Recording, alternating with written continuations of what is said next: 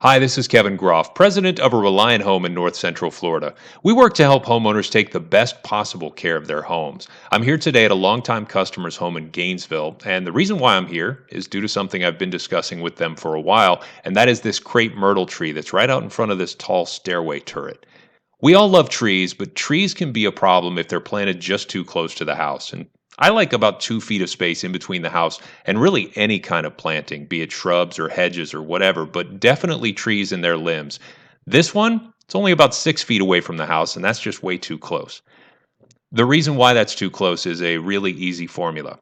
Tree limbs plus wind equals damage.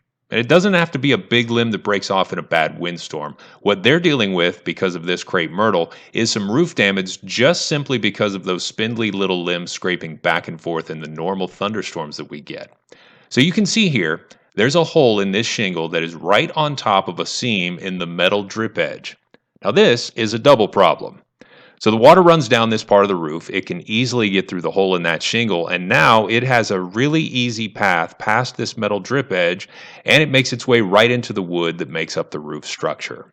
Now, this problem would be bad enough if we were dealing with a typical ranch style house where you could work about 8 or 9 feet off the ground, but this spot is about 22 feet in working height above the yard.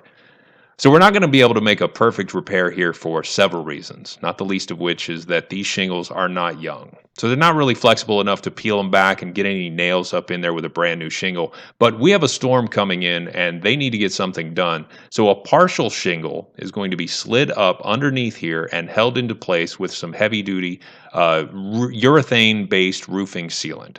Now, this is not a perfect repair, but it's definitely going to hold up until the homeowners make some decisions about this section of the roof, and it will also definitely get them past the storm that is rapidly approaching. You're also going to notice some other damage along the edge of this roof section, some granules that are worn off, chipped up edges, big scrapes from the limbs whipping back and forth in the regular storms that we get. We're talking about tree limbs and wind.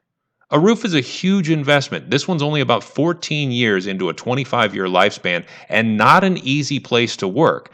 But this section's going to need attention long before that 25 years runs out. I can't stress enough to get the most out of your roof. They are not cheap. Trim those limbs back. And then when you decide to plant a tree, locate it based on how big it's going to get, not how big it is when you plant it. I thank you for watching, and we really hope this helps you maintain your house. Give us a call if we can help you. We know maintaining a home is complicated. There's a lot to do and even more to know. If you aren't sure about what to do or how to do it, check us out at relianthome.com for more information about how our seasonal service can help you maintain your largest single investment in the most effective way possible. Thanks again.